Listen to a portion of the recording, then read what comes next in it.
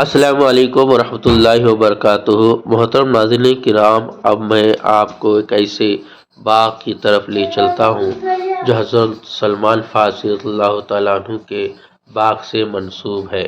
ایک تاریخی اور ایک مبارک واقعہ ہے جو رسول اللہ صلی اللہ علیہ وسلم کی محبت، شفقت اور عملی قیادت کو ظاہر کرنا ہے۔ حضرت سلمان فارسی رضی اللہ تعالیٰ عنہ ایک غلام تھے اور اسلام قبول کرنے کے بعد آزادی حاصل کرنا چاہتے تھے۔ ان کے مالک نے آزادی کے بدلے سخت شرائط رکھی تھی۔ پہلا یہ کہ 300 کھجور کے درخت لگائے جو پھل دینے لگے۔ دوسرا 40 اوقیہ یعنی تقریباً 1.5 کلو سونا ادا کرنا۔ حضرت سلمان رضی اللہ تعالیٰ عنہ نے مسئلہ رسول اللہ صلی اللہ علیہ وسلم کے سامنے پیش کیا۔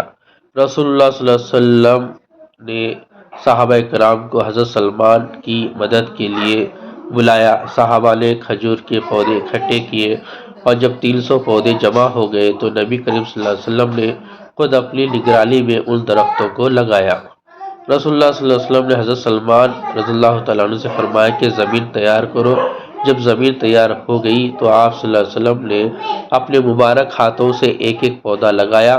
آپ نے ہر پودے کے لیے دعا فرمائی اور اللہ کے حکم سے وہ تمام درخت جڑ پکڑ گئے اور جلد ہی پھل دینے لگے۔ ایک بھی درخت خراب نہیں ہوا جو رسول اللہ صلی اللہ علیہ وسلم کے معجزات میں سے ایک ہے۔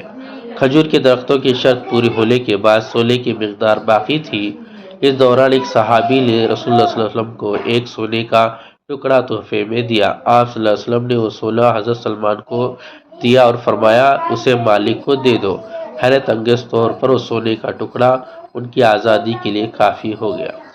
نبی صلی اللہ علیہ وسلم کی شفقت اور ان کی محبت صحابہ کے لیے ایک نمونہ ہے۔ تو اس درخت کے ذریعے ہمیں آپ صلی اللہ علیہ وسلم کی محبت اور صحابہ کرام کی مدد کا واقعہ پیش کرتا ہے۔ آپ اس نظارے کو دیکھیے۔ اگر ویڈیو اچھی لگی ہو تو لائک کریں اور شیئر کریں اور سبسکرائب کریں۔ خندق ہے، وحد ہے اور مسجد قبلتین ہے۔ علیکم ورحمۃ اللہ وبرکاتہ۔ یہ ہے سلمان فارسی رضی اللہ تعالیٰ عنہ کا باغ جہاں پر حضرت صلی اللہ علیہ وسلم نے 300 درخت لگائے تھے۔ الحمدللہ آج تک ہرا بھرا ہے۔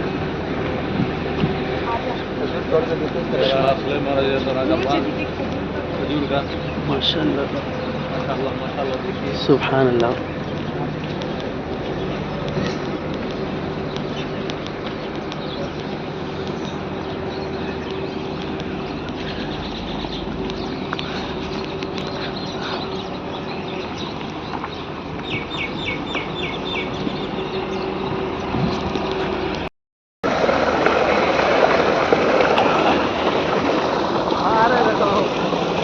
अन्य तो ना छोड़े ना है ना।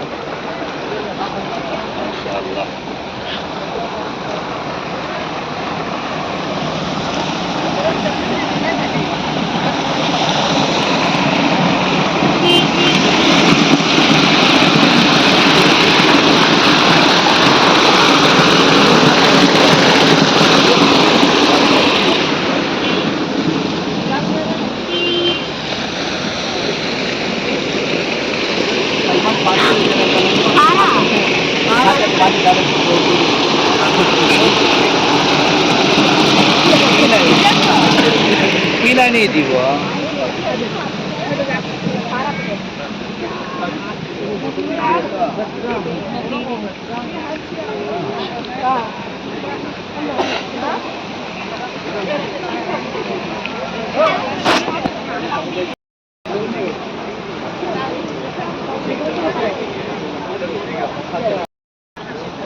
ٹھیک ہے